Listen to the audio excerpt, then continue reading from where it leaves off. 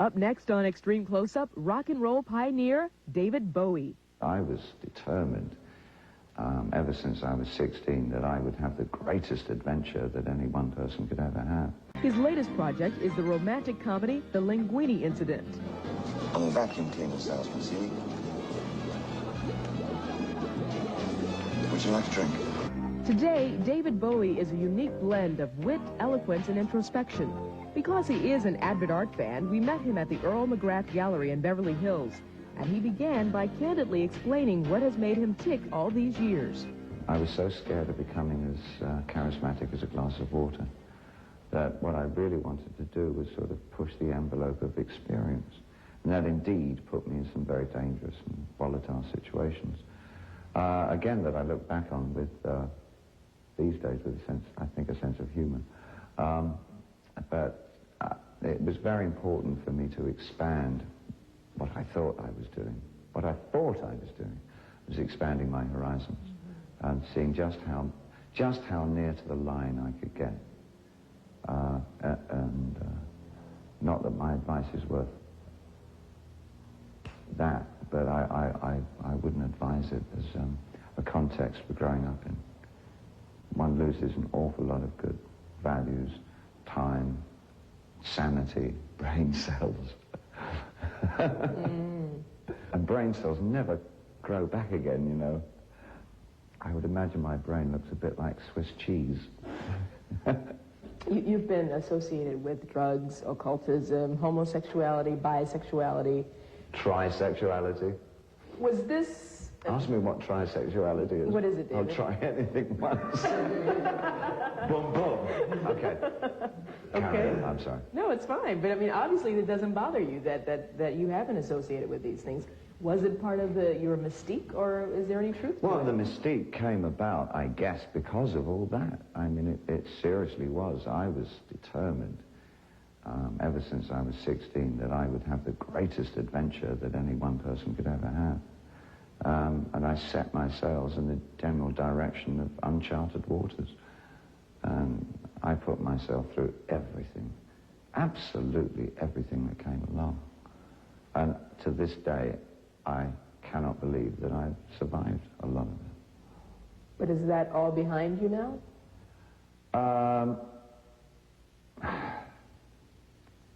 Firstly, who can ever say what is behind one?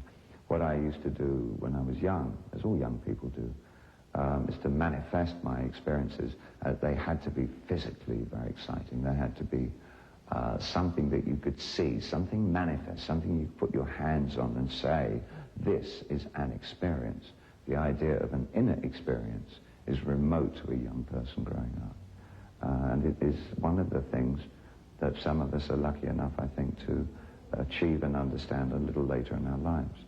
And I feel blessed that I was given the chance to get to this point where I am, from what I can see, a fairly content, fairly balanced person. You don't want to be too balanced now. I don't want to be too balanced. It's boring. No, it's not boring. It's boring for others. But it's not boring for oneself to be balanced. That's something else. I'm not living my life for anybody else but me now. That's good. You say you feel blessed. Is there a system or a religion or spirituality that you believe in? Getting up in the morning, I think, requires incredible religious devotion. Well, I always thought it was luck that I got through everything, but thinking back, I was blessed. I think the luck ran out a long time ago. Oh, yes, I have an unshakable faith in God. That's what you're asking, yes. That's what I'm asking. Absolutely. One of your most popular songs is Changes, wondering if there was a point in your life when your need for change became too much. I think, yes. I mean, we're now having established for myself, at least, that probably an awful lot of what I would call changes, or the episodes of my musical career were challenges to myself I felt at the time. I still believe that to a certain extent. I love to be challenged. I love to feel that I'm stepping on new ground, that the ice beneath my feet is probably very thin. I think there's nothing for me more enjoyable than that any second I could crack it and just plunge through and drown. That for me is very exciting as an artist. However, at a personalized level, I think a lot of it was escapism, like a continual chase, a continual hide and seek with myself. That's the simple answer to that.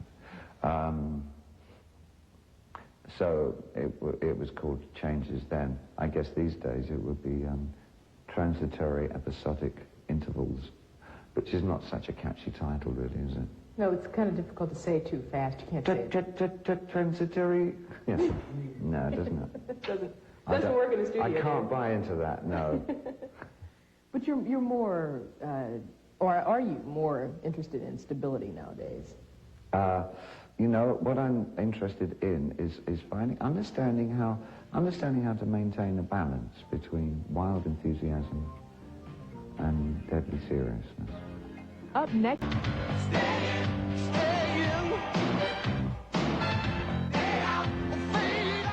How did you and Iman meet, first of all? I just come out of one relationship. I was feeling pretty broken up about it. And really, I don't think I had any intention of working toward or falling into or being involved with another person. But a mutual friend of ours invited us both for dinner. Who's being Cupid? And we just hit it off immediately. It really was blush at first sight. Oh, that's sweet. It was. We had, in fact, met on several occasions before, but it was just sort of at the social level and one of these fast, how do you do, and that sort of thing. And I do remember that the first time I saw her was at the theatre in London. She was walking, I was already seated and she was walking down the aisle.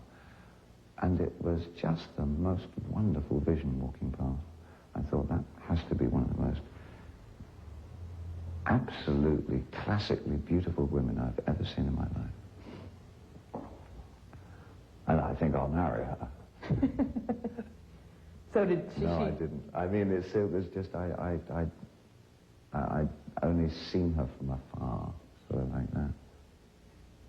You're getting me all tongue-tied now. Well, it's nice. I like it when a woman makes a man like that. So Iman has an effect on you. She certainly does, and probably will continue to have that effect at the end of my days. People hear you talking about Iman, and we all know how gorgeous she is, and she's a lovely lady. That leads me to something else. And then, after the dinner, over the ongoing weeks and months that we were getting to know each other, this whole depth of humor and fun and intelligence and brightness and perceptiveness and just old-fashioned good sense just made me fall in love with her. Because beauty's one thing. Beauty's only deep skin. Absolutely. But a mind that is receptive and curious and full of humor is the most attractive thing in the world. For me, anyway. I've heard the story, but for those who have not heard the story, why don't you, if you don't mind, telling us again how you proposed to Iman?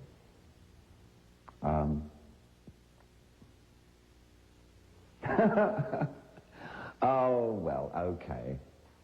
We were in Paris, and I hired the River Seine for the evening. I hired a boat upon it, anyway. And we had a candlelit dinner for two, all on our own. And as we were going under the bridges and passing some of the most romantically oriented architecture in the world, at night, I proposed. I proposed between dessert and coffee. Why did I make that choice? I don't know. And she accepted. Very simple. It's very lovely. It was very lovely.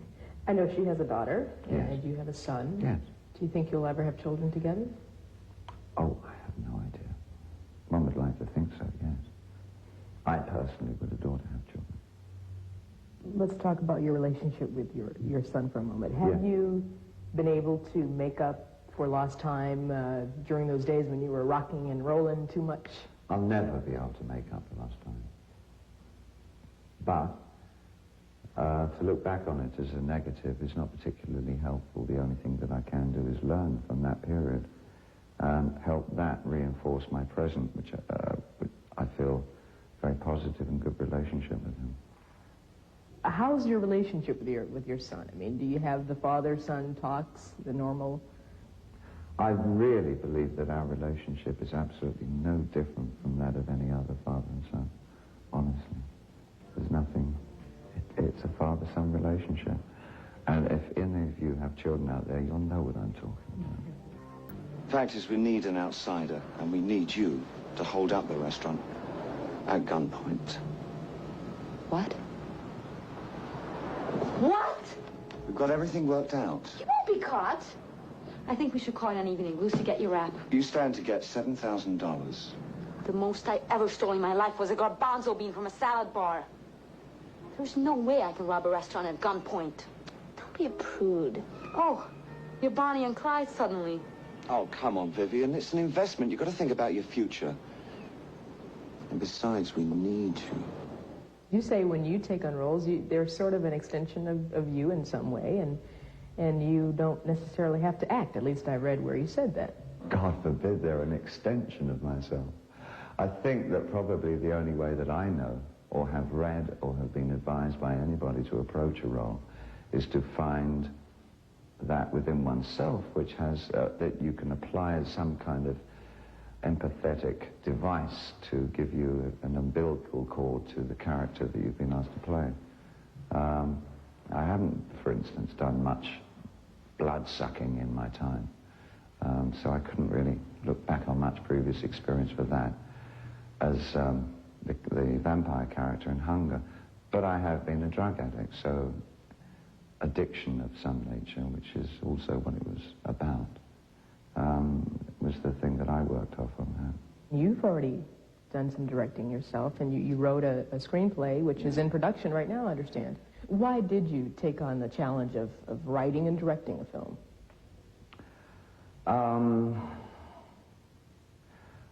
Storytelling. I love storytelling. I think probably a lot of what I've done as a songwriter, however obscure or enigmatic much of it might seem, it really has a very strong root in storytelling. When I was training to be a painter, most of the work that I did was figurative. It wasn't abstraction. It wasn't intellectual by any means. And I think once one has the tools of one artistic trade, which in my case were the tools of a painter, I applied the same thought process and creative processes to music. And now in turn, I'm going to hazard those same tools in the area of film. Where does your love for storytelling stem from? Is it from childhood? Parents told you lots of stories? Surprising people. You tell a story and this happens and then this man went there and he meets this girl, but the conclusion is, wow, and there's a big surprise, and I like that. I like surprising people. I also like imparting information. That's something that I've always adored doing. I think I would have loved to have been a teacher had I not been an artist of some nature. I love sitting somebody down, and it's very superior, but, well, and saying, did you know? Which means I'd imagine you also like to learn. You also like to... I'm a voracious reader. I take every opportunity, any given time, to look at something new, something I'm not used to, something that will add to my meager knowledge of life, yeah, all the time. Because I hear you'll have like 4 books sitting around that you're reading at one time. Yeah. You know, I mean, same period of time. Yeah. But I'm not very retentive, so I have to usually generally read them twice. No, why do I don't, am I not surprised that you're not retentive sometimes? You know, I could see David getting bored. Okay, next. I cram. I really, I often over cram. I put too much on my plate at one given time. I've learned not to do that. I think over the last few years I'm understanding a very important thing in my life, which is that I really have to come back to what my life is about, that my life is not about the work that I do. My work is not me. I am distinctly one entity that needs looking at and needs developing. And it's very, very easy to become work-obsessed for the reason of not having to look at oneself, not having to examine the strengths, weaknesses, faults, guilts, humilities, superiorities that make up this incredibly complex pattern that we try, because of our cowardice or such low self-esteem, to hide. When you decided that other David, let's say, or those other Davids, you decided, okay, those people aren't real, I'm going to look at me for who I am. Yes.